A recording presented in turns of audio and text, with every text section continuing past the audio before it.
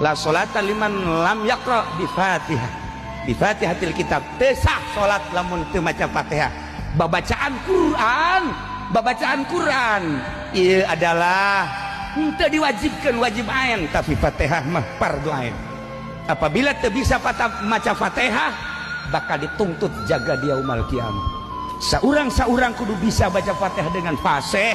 Usahakeun sapaseh-pasehna. Mumpung aya keneh kori-kori urang, belajar Fatihah nu bagus.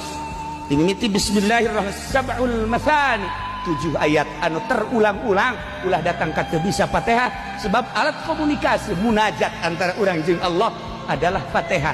7 ayat Fatihah, 7 lapis langit bumi, 7 lapis bumi, 7 sifat Allah subhanahu wa ta'ala, 7 aya penjelasan anak ternyata horenganan dengan 7 etalah orang bisa hampang